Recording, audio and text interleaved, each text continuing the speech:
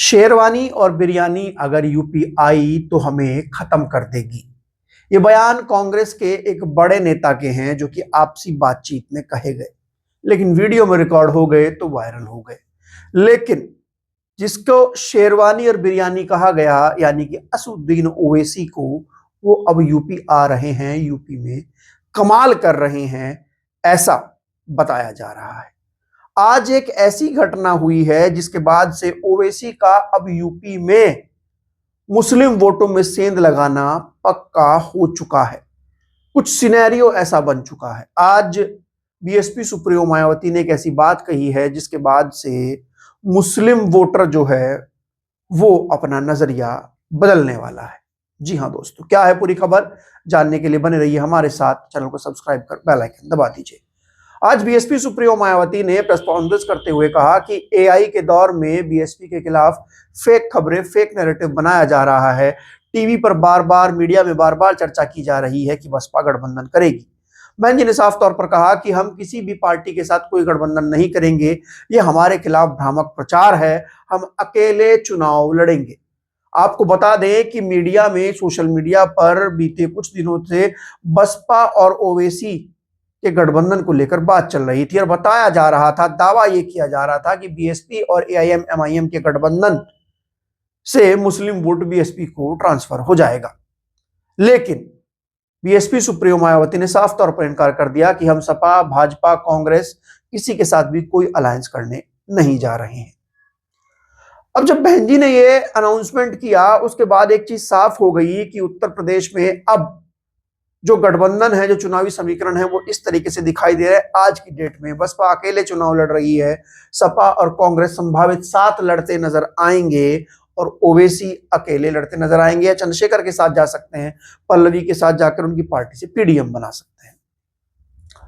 जब बहन जी अकेले चुनाव लड़ेगी तो मुस्लिम वोटर जो है वो बहन जी के साथ जाएगा या नहीं जाएगा, ये समय बताएगा। लेकिन अगर हम पिछले चुनाव की बात करें, 24 और 22 के पैटर्न को देखें, तो जब जब बहन जी 22 और 24 में अकेले लड़ी हैं तो मुस्लिम उनके साथ नहीं गया है।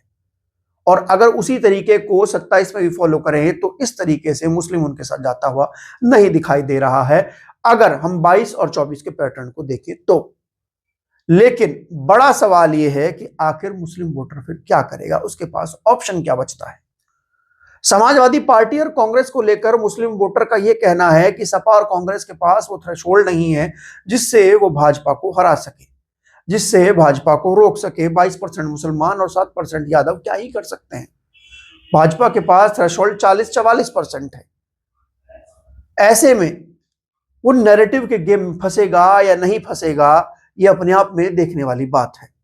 अब इधर असुद्दीन ओवैसी, अगर हम बिहार चुनाव का जिक्र करें तो बिहार चुनाव में ऐसा ही हुआ।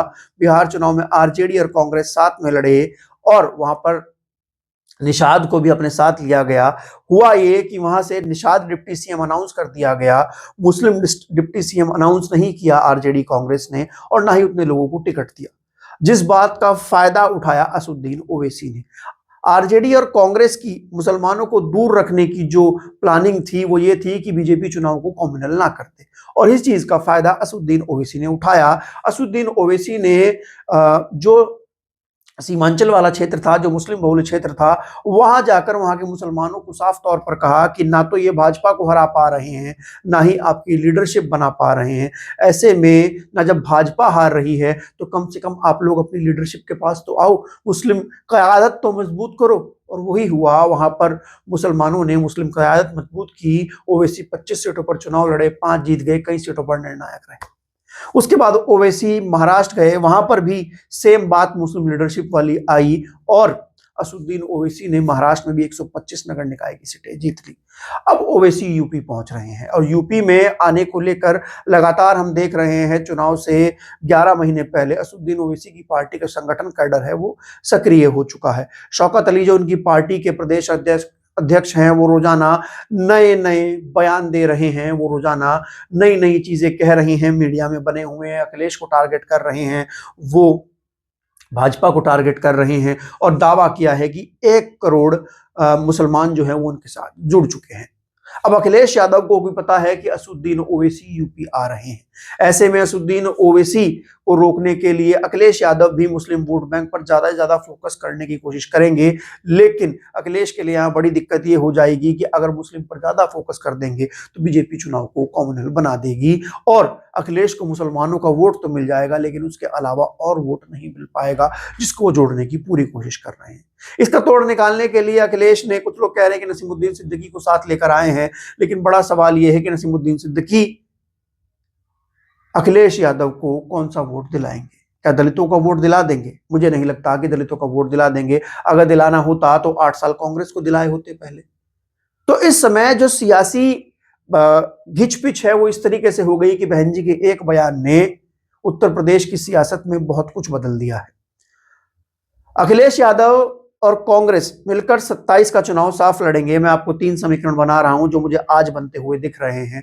पहला, बसपा अकेले लड़ेगी, सपा कांग्रेस साथ लड़ेगी, बीजेपी अपने गठबंधन से लड़ेगी और ओबीसी अलग लड़ेंगे। अखिलेश यादव सपा कांग्रेस के अलायंस को जब चुनाव लड़ाएंगे तो वो मुस्लिम पॉलिटिक्स से दूर रहेंगे, लीडरशिप से दूर रहेंगे। ये उनका अपना तरीका है, वरना बीजेपी चुनाव कॉमनल कर देगी।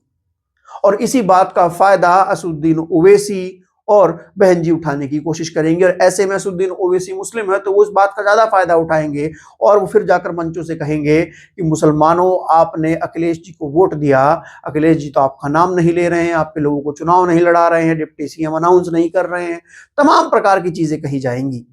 आजम खां फिर से यूपी की सियासत का एक बड़ा चर्चा बन जाएंगे और ऐसे में कहीं ना कहीं जहां पर मुस्लिम कंसंट्रेटेड एरियाज हैं वहां पर असदुद्दीन ओवैसी को फायदा मिलेगा। और क्योंकि जिस तरीके से ओवैसी मुस्लिम मुद्दों पर बोलते हैं उस तरीके से अखिलेश नहीं बोल पाते और वहां से ओवैसी को फायदा मिलेगा और ओवैसी उत्तर प्रदेश में मुस्लिम वोट बैंक में सेंध लगाने को कामयाब हो जाएंगे।